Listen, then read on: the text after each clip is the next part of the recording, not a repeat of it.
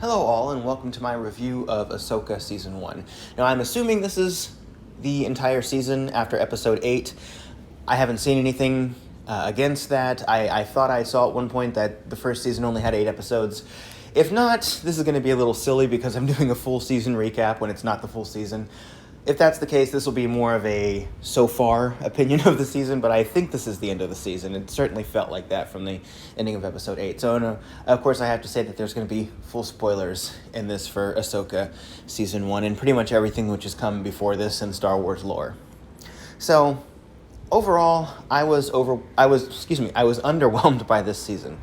I was overwhelmed with disappointment sometimes, and I was underwhelmed by the season. And I think the reason is partially because I knew about this season coming out long before it actually did. When I watched Obi-Wan Kenobi, that was a little underwhelming too, but I had not known about that one as long. And I didn't like that one as much as I had liked certain seasons of The Mandalorian, or Andor, or even the Book of Boba Fett. Actually, I'm one of the people who really likes the Book of Boba Fett. But, it wasn't as disappointing because I hadn't known about it as long. Ahsoka, I've been looking forward to this for a long time because I thought Ahsoka's appearance in the other show, I just thought live-action Ahsoka was done so well in those other appearances that, and I'm blanking on whether it was Book of Boba Fett or Mandalorian that Ahsoka appeared in. I mean, I watched those things in close proximity, and they're very similar. But, those appearances were great.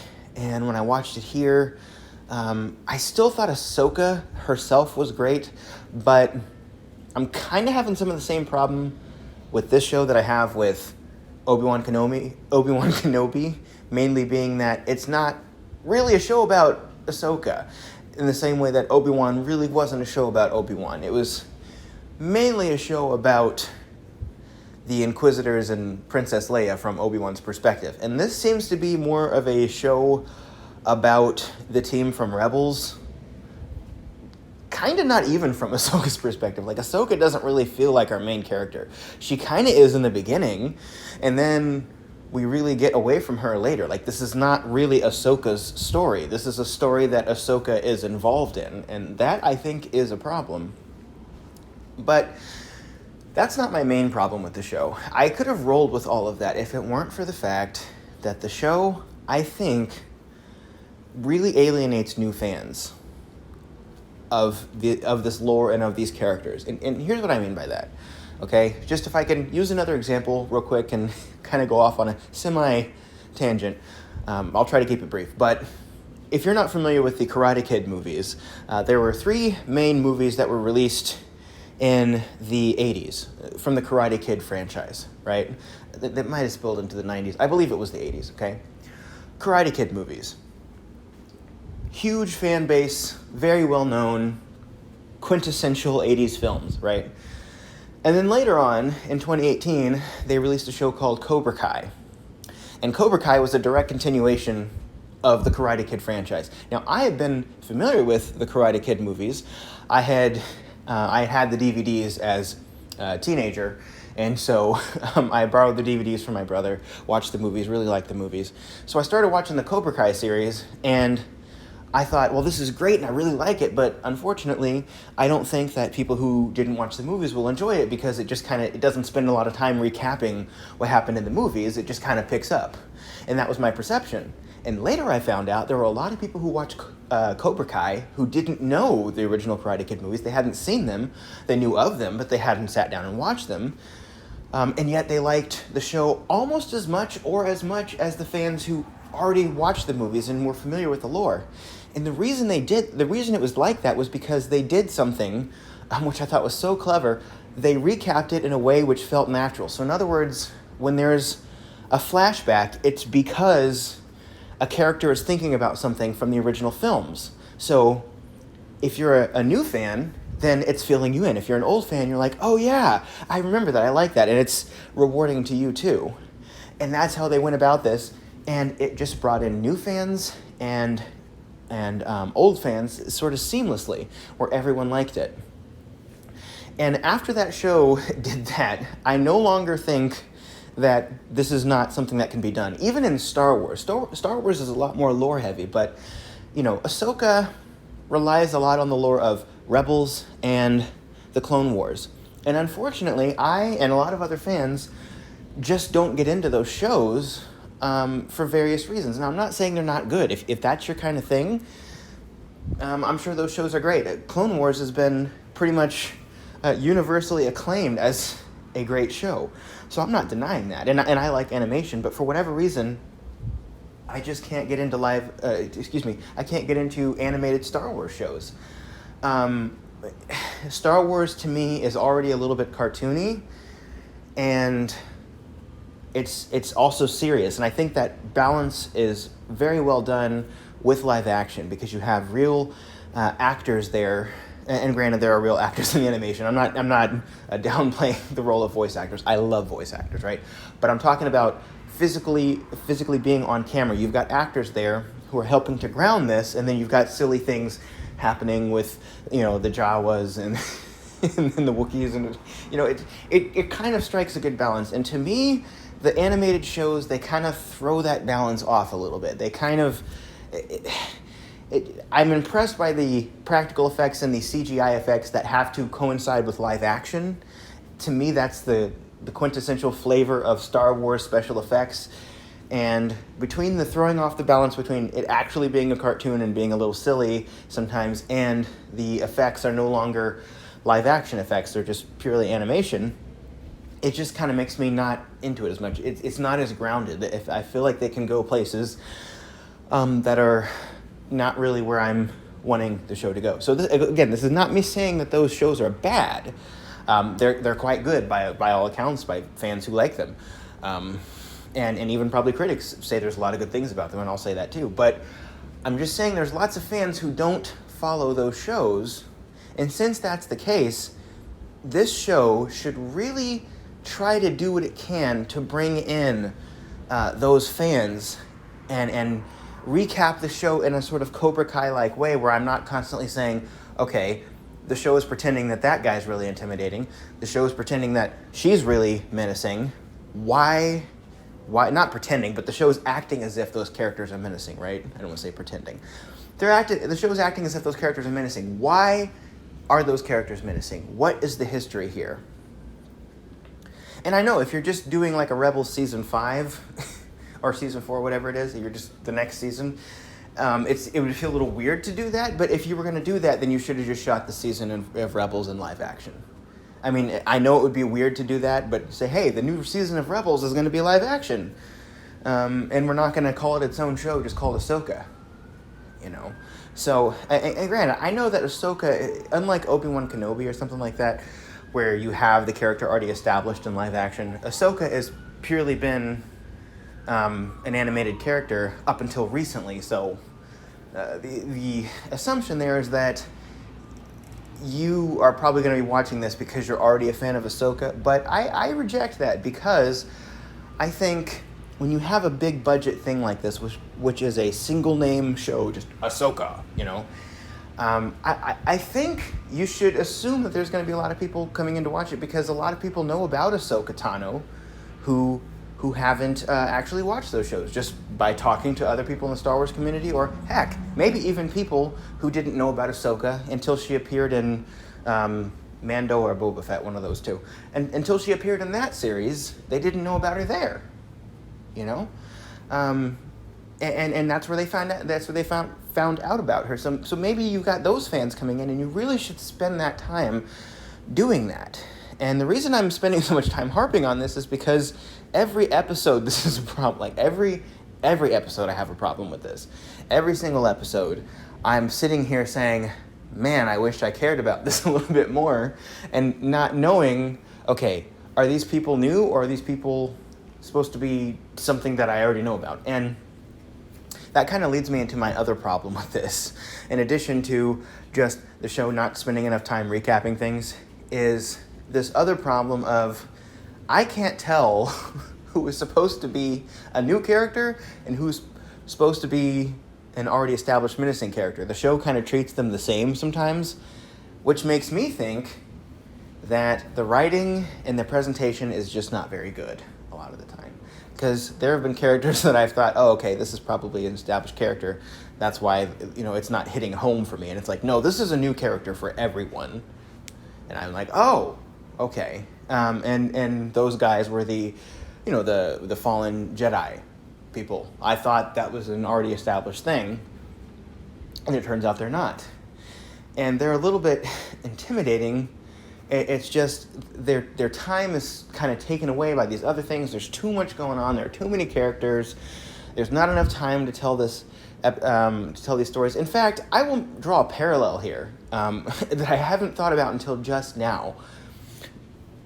Granted, this is not nearly as extreme as the example I'm going to cite here, but if you've heard of or watched Doctor Who Flux, it was a season of Doctor Who that came out during the pandemic, and what happened was there was a disconnect between what the creator thought was going to be allocated to the story and what he actually got, because he thought there were going to be a certain number of episodes, and it turned out that in a short amount of time he had to rewrite the script to have one fewer episode than he thought he was going to have. Now imagine writing a season of television around having 7 episodes, and suddenly the studio tells you you're only going to get 6 episodes, and you've already got your show cast, you've already got all these things already done, and you have to rewrite the whole thing. Imagine how much of a mess that would be.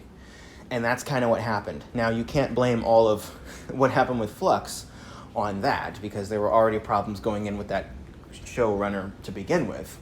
But that season ended up being bloated, and it was just boom, boom, boom, too many things happening at the same time. This is not nearly to that level, but it kind of reminds me of that. It kind of reminds me of, okay, I'm watching this arc here. This feels like this arc needs to be at least 3 episodes instead of crammed into 1 episode with something else. So, for example, Ahsoka and the crew jumping in the Star Wheel to go to another system. That's just something that kind of happens. It's a little bit of a Deus Ex Machina right there. Or some people even said it was the opposite of the Deus Ex Machina because they should have done it a lot earlier. But, you got things like that. You got the whole thing with the Dark Jedi and their sort of the other world they're on, and kind of having their religious ceremonies with the star maps and everything. And you got Thrawn, and you got all the stormtroopers, and there's just so much going on at the same time. And it's just hard to follow. And it shouldn't be. It shouldn't be. And it's the same thing I say to people, and I understand this opinion because I've thought this before. But, one of the things is when you go to see a film that's based on a book and you say something doesn't make sense, well, people who read the book, and again, I understand this inclination, but people who've read the book will often say, well, you had to read the book, because if you read the book, this will make a lot more sense. To which I say, fair point. However, I don't really accept that, specifically because this is a film which is supposed to be its own thing, and because it's supposed to be its own thing, it should make sense on its own. And I've already kind of said this enough times, I think, in this review, but that's kind of how I feel about this.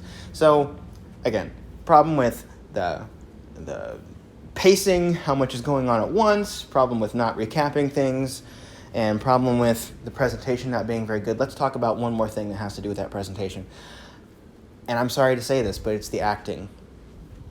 Now, I am not saying that I dislike anyone who was involved in this as far as their acting. I'm not saying that I'm trying to attack these people, but when you're reviewing something, it's only fair that you go over things that you don't like. And for whatever reason, sometimes it can be direction, sometimes it can be choices of the actor, sometimes it can be time, I don't know. The acting in this show just isn't very good. I think that there is a lot of prequel speak that happens in the show, and I've talked about this briefly before. But by prequel speak, I mean people talking in a very stilted, wooden fashion and not wanting to use contractions in their speech and sort of sounding robotic when they talk. So that's one problem with some of the dialogues. Other times the dialogue sounds very natural, sort of almost like it did in the original Star Wars movie from 1977. That was one of the things that I think made that film very good, was that you got all this weird space stuff going on, but you got characters talking just like normal people, you know? The dialogue sounded almost like that sometimes in the show, but then it would go back to the kind of the stilted dialogue. So that was some weird inconsistency going on there. Even the same character, Ahsoka, I think was the best example of this. Ahsoka some of the time would start to deliver lines like this and say, "We must do what we must do." And then other times she'd be like, "Go back to the ship," just hang on, wait a minute, things like that. Just very natural sounding lines. So that was weird. The other thing was just the lack of energy in the series. Specifically, and I hate to do this, but I have to name the characters here. Sabine was one of them, and the other one was the Twi'lek general. I don't remember her name. I apologize. But specifically Sabine and the Twi'lek general, I thought were the most appropriate examples of this, where they're just supposed to be giving emotional lines, or they're supposed to be giving there's something intense happening, and sometimes it just sounds like they're kind of lacking energy. It just sounds like they're reading off of a page, going through the motions. And I'm wondering why that is. Why is that happening? Why, and sometimes it's fine because they're in the middle of a battle and they'll say like, go over there or go do this or hand me that, and it sounds good. But think about films that you've seen, like action films, and how frantic and loud characters can be when there's a battle going on and it's just chaos, right? I'm wondering how many of these scenes would have been so much more exciting if there was just more energy. And you want to avoid overacting, right? Because I've seen things where characters overact. But there's a YouTuber named TJ Kirk who made this point, which is sometimes when you overact, it's more entertaining than underacting. At least with overacting, it's still entertaining, right? Think about Palpatine going, no, you have lost, and unlimited power, like those moments, they're goofy, but they're still like, they kind of still get you hyped up because you're like, yeah, I mean, you kind of put aside the goofiness because it's got energy and because it's, it's campy. But when someone's just underacting, that's just harder to get excited about, it just kind of makes it a little bit boring. So yeah, as far as acting though, I think there's, when we had characters in this season who actually were supposed to have very subdued performances, I think it worked quite well. So for example, Thrawn, I thought Thrawn did a great job. He doesn't raise his voice. He's a very kind of cold, calculating admiral, and I think that works well for his character. The sisters, I don't remember their name, like the witch ladies, I think, their performance was pretty creepy and pretty effective. And as much as I've talked about Ahsoka here, with her inconsistency in her delivery, I thought Ahsoka's acting was probably Ahsoka and Ezra. I think it's Ezra. The two of them, I think, had the best acting of the main team here, but we don't get much time with Ezra. So Ahsoka, like, when she's stoic and she's serious, it works most of the time. Some of the time it doesn't, but I think most of the time it's fine. She's, I'm glad of that because she's the main character, and I'd want her acting to be, sort of top of the line when it comes to likability and understanding her character traits and stuff. But unfortunately, I think in a couple of the areas where they really needed it, they undersold it a bit, and that was her coming to grips with what happened with Anakin. This is, and this is going to lead me into a whole other thing about the member berries in this season, but before that, I'm just going to say, her getting over Anakin turning to the dark side, that just was not, that was not explored deeply enough. I think they really could have gone into that a little bit more deeply with specifically that actor's portrayal of Ahsoka.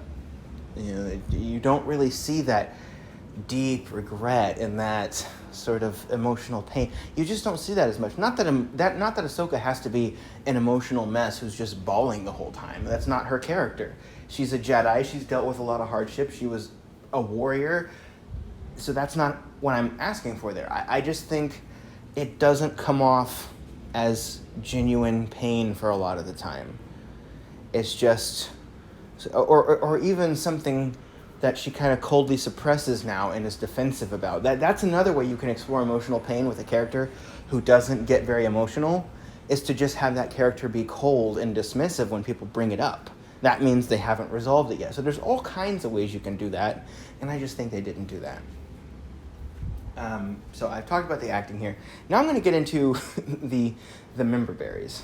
Okay, I think there is a combination. By the way, if you don't know what member berries are, member berries are basically just putting in cheap nostalgia in something. Because there was this episode of South Park where it was like they had these cute little grape-looking things, and they were like, "Remember Star Wars? Remember Han Solo? Yeah, I remember." And they started calling them member berries. So anyway, the member berries that have to do with the original Star Wars movies and Rebels and Clone Wars, some people just call it fan service. Look, you've got to do fan service in a way that makes sense for the show you're doing. So, in The Mandalorian, when they brought in Luke Skywalker, pretty much everybody knows who Luke Skywalker is already. You don't really have to establish that as much. But it would have helped if they could stand to put in some references to Luke earlier in the season. The only reason they didn't do that in that show was because it probably would have given it away, basically. People didn't see it coming. Everyone knew who Luke was. I think that was okay. I think it was okay to do that. But in this show, and another thing about when they brought back Luke in The Mandalorian is that it had a lot of emotional weight. It had a lot of significance. It was at the climax of the season, Mandalorian Season 2. So it made sense. But in this show, the member berries are thrown in so often where they either don't establish what they are, where enough people are going to know what they are, and it's just like, huh? Remember this? And it's like, no. Or it's just thrown in with not a lot of weight. It's the musical callbacks are there a lot to the original trilogy, kind of with music that sounds like the original trilogy music but really isn't. Kind of almost like parodying the music a little bit. Not that it's not good, but and then the visual callbacks. The oh look, it's a Star Destroyer. Oh look, it's a TIE Fighter. Oh, and I get it. Those are kind of quintessential Star Wars things, but one of the things people really liked about Andor, and again, not to just compare everything to Andor, and I'm sorry, but is that it didn't, there were no lightsabers in Andor, right? There were no, there were no Wookiees. It's just, it didn't do a lot of the things that were pretty much synonymous with Star Wars up to that point, and it made it its own thing, right? So I think when they did this, they could stand to make this a little bit more independent of those kind of nostalgia type things. Because I just think the reason, and this is the reason I'm saying this, I think the reason a lot of people liked this series, and I'm not taking that away from them, but the reason a lot of people liked this series was because of a lot of the member berries. It's like, wow, we get to see moments from the Clone Wars in live action. Wow, we get to see this again in live action in HD.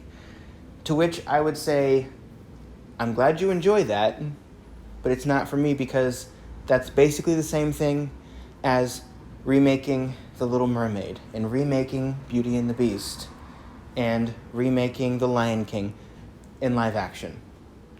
It's just a way to show something that people are already familiar with in live action for the fan service without really servicing the story all that much.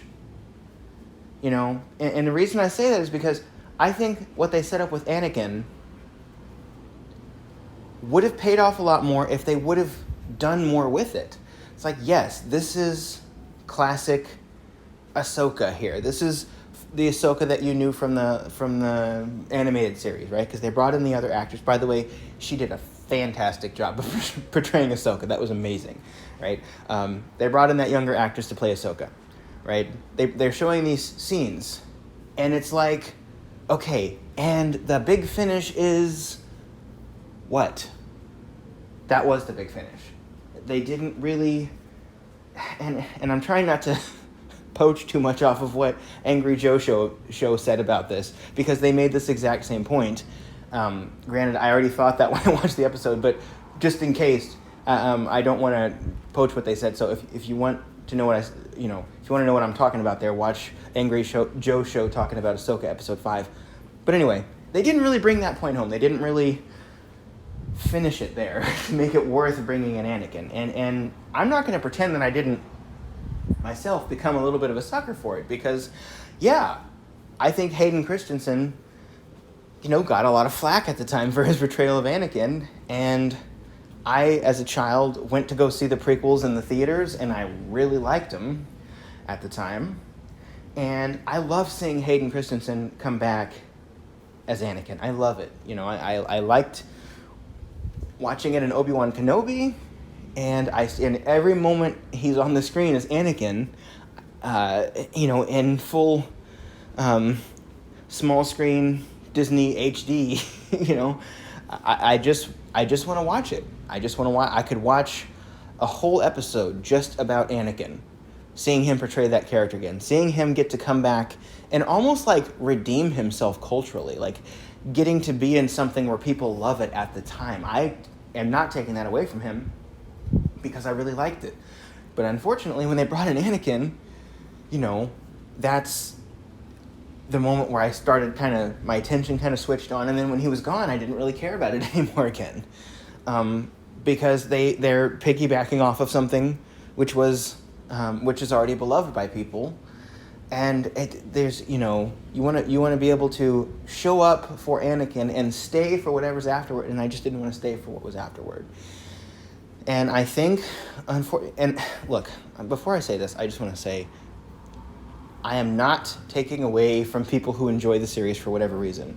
There are things I will go see in the theater. I mentioned The Little Mermaid remake earlier, but if you watched my review of The Little Mermaid on this channel, the live action one, I actually gave it a positive review, and I really liked it, because I went to go see it for the nostalgia. And if you want Star Wars nostalgia, and that's really all, I'm not going to say all you're interested in, I don't want to put anybody down, but if that's the main thing you're interested in is Star Wars nostalgia, and you go into the series and it's got lots of nostalgia and that carried your interest through the whole time, that's great. I'm genuinely happy for you, because I want people to be able to watch more things that they like. Life isn't exactly great sometimes right now because of what's going on with, the country, the economy, take your pick your poison, right? So it's great when people have things that they can watch and enjoy. I want people to live full lives. I want people to live happy lives. I think that's what entertainment should be. It should be a way for us to escape stress a lot of the time. A lot of entertainment helps us to be more introspective and stuff, but I think a lot of entertainment's good for just helping us live a fulfilled life and helping us, even if it's not fulfilling our life, just helping us find a little bit of enjoyment from life. I think that's a great thing. So if you liked the show because of that, I'm happy for you. But for me, when I watch Star Wars, I want something new. I want something which is going to challenge me a little bit, not by, just thwarting expectations, which is a whole other rant I could go on about, just media thwarting. I think Star Wars thwarting expectations, we've already done that, right? we've done that thoroughly at this point. So that's not what I'm saying I want. But I want something which is going to be, hey, this is a new thing that I have to focus on and say, okay, let me figure out this world. What's going on here? That's something that I would want. That's something from Star Wars that I is like something we haven't seen before. And again, I'm not saying Andor was perfect. I think a couple of episodes of Andor were actually kind of boring. And I don't think Disney should have released all three of the first 3 episodes all at the same time, because I think that's a large part of the reason why people thought Andor was boring, because the premiere was 3 episodes. It was 2 hours of Andor, versus they could have just done 45 minutes, 1 episode. But anyway, Andor was really great. That was something we hadn't seen. It was something kind of new. It was taking this perspective of, okay, you've got the rebels versus the Empire. What's it like actually living under the Empire? Not, oh gosh, there's a TIE fighter and there's an Imperial Star Destroyer. Oh no, they're blowing up a planet. Pew, pew, pew. Like, not like that, but actually being a civilian under the Empire. What is that like? What was it like for the people who decided that they were going to rebel? And what risks did they take? And what were some of the hard choices they had to make, where the lines get blurred between hero and villain sometimes? Those are interesting things, almost like a military drama novel. It's almost like a Civil War military drama or something like that. That's something we hadn't seen from Star Wars before, and I was hoping Ahsoka would just give us at least sort of a character study of Ahsoka, if not something different. I would have really preferred this season to be... in the beginning when she's going off and finding the thing, and people refer to it as the MacGuffin, so I don't really want a MacGuffin story, but just, all that time with Ahsoka finding her own footing as a Jedi Master after the tragedy of what happened with Anakin. That's kind of the story I wanted. I wanted to see, okay, what motivates Ahsoka to be the way she is? What drives her character? What was it like for her after all of this, after the aftermath, or during the aftermath, I should say, and what made her the way she is? How did she find herself again? And I don't think anyone could really tell me that this story was about that. It tried to be with the whole Anakin thing, but it just got sidelined by a bajillion other things happening at the same time, And there's something to be said about giving a series a poor review because it wasn't what you wanted it to be. Someone tells you what something is, and you expect it to be something else, and it's not that. So rather than judging it by what it is, you judge it by what you want it to be. So that's fair. That's something. But I think the reason why in this case I still kind of see it that way is because I think Ahsoka's story, like when you say Ahsoka, I think it makes a difference when the thing that everyone wants to see is not explored. And again, I'm not saying everyone, because not everyone agrees with me on this. But I just think telling this story in lieu of a more compelling story is part of what makes me see it negatively. So I guess this is just me telling you why I personally see it negatively, not why it's bad, Although as I said, I think there are some things which are more objective when it comes to its badness. It's never going to be objective because it's still an opinion, right? But things that are more universally agreed on, like maybe the pacing in the acting, at least people can say that they probably agree on that. So if I had to rate it, maybe a 6 out of 10, 5 out of 10. It's just, normally I would give things a little bit of a higher mark if they have some redeeming qualities, but to me, the redeeming qualities were also part of the problem with the series. So the redeeming qualities being the scenes with Anakin, and some of the lightsaber choreography and stuff like that. I would say give it a little bit of a problem, or add a little bit to the problem in addition to adding to some of its goodness. As a side note here, I'm going to say this now. This was not a good place to say this, but I forgot to mention it earlier. Basically, the good things about the series. The choreography was really good, and the visual effects were pretty good. I don't like the completely desaturated look that some shows have, so this show didn't quite do that. It had some bright colors, but I don't like how dreary it looks. Not that everything has to be sunshine and rainbows while the Empire remnant is taking over and killing a bunch of people. So I'm not saying that, but I just would have preferred a little bit more dynamic lighting when they were outside versus inside. I think sunlight is a very underused visual asset nowadays. I just think it's become popular to just have everything be gray outside, but it's not like it's gray and desaturated like something like Deathly Hallows is, where it looks all gray, or you could probably just replace it with grayscale for a while, or dark green, and people wouldn't even notice. But it's not like that. It does have some bright colors, like Thrawn's very bright blue. The sisters have that green stuff, that green fire and green glowing. That's pretty brilliant. The blaster bolts are pretty brilliant, and the planets, whenever they're in space and there's a planet, that's got pretty bright colors on there. So, there's that. But that's another just nitpick I have there. But I'm sorry that every positive keeps turning into a nitpick. But, I would say, I'd say the color could have been a bit better. But the choreography, I'm going to stick to the positive now. The choreography, Ahsoka's fighting style, I mentioned this in my earlier episodes. She is absolutely a brilliant fighter when it comes to just how she wields the lightsabers, even the stuff like the sounds that her lightsabers make. I know that's kind of a thing that was already established, but it all works together.